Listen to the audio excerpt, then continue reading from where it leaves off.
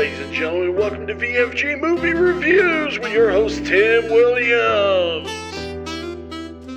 How's it going, guys? Welcome to VFG Movie Reviews, and this is my review for The Banshees of Inisherin.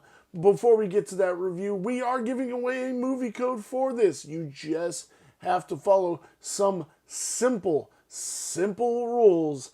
Just like the video, be a subscriber, leave a comment down below. It can be anything you want to leave down below. You hate my review, you hate this movie, you think my review's good, I pray for that one. I don't care what you write down there, just leave a comment. It's perfectly fine.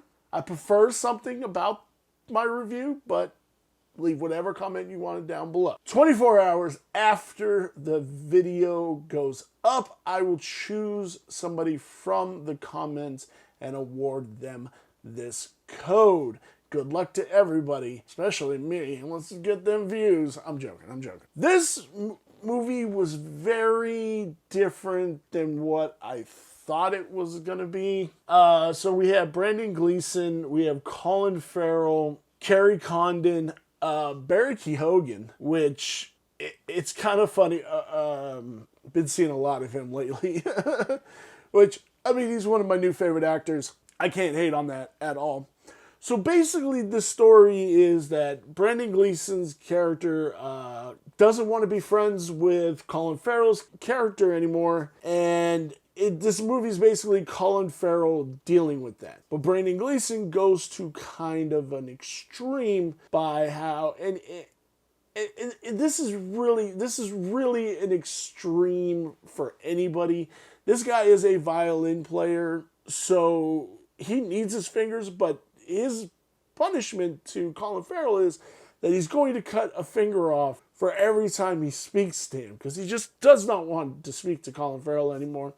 He says he's boring and just doesn't want to listen to him and everything. And this is pretty much just Colin Farrell trying to understand this and trying to deal with it and trying to stay out of Brendan Gleeson's way. And Colin Farrell going through the loss of his friend. Like, this was his friend. This was his best friend. And it's really hard for him. And he kind of just, there's multiple times where he just like basically tells him that, hey, you're an asshole for doing this.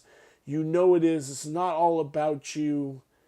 And just Brendan Gleeson being a douche. So eventually, he does it so many times where he basically has no fingers on his hand anymore. And every time he cuts one of them off, he goes to Colin Farrell's house and throws it at the door. Well, he threw all these at his door when Colin Farrell wasn't there. And his miniature donkey, who is his friend, much like Brendan Gleeson's dog is his friend, basically eats the finger and chokes and die. And this sets Colin Farrell just over the edge and is like, you killed my donkey and he was my friend. So basically he goes down to the pub and he's like, this is over. This is done with. By 2 o'clock tomorrow on the Lord's Day after church, I'm going to come to your house and I'm going to burn your house down. And I hope you're in it when I do it. But put your dog outside, because I don't hold this against the dog. I hold this against you. And that's exactly what he does. He goes and he burns Brendan Gleeson's house down with Brendan Gleeson in it. Brendan Gleeson doesn't end up dying. He leaves the house, but the house gets completely burned down. And they have this moment where Colin Farrell's like, no, this isn't over. You started this, and now we are here, and this will never be over. You killed my donkey. Like, all this. And they kind of have a moment where, like, it's really messed up. So Barry Keoghan plays Dominic, which is kind of a kid that's kind of annoying to people, but the dad's abusive to him. He ends up dying, so Colin Farrell doesn't have that kid as his friend. And then Kerry Condon, who plays Shoshana, Colin Farrell's sister, ends up leaving and taking a job on the main island. So Colin Farrell's just left with nothing at this point, and the battle ensues between these two.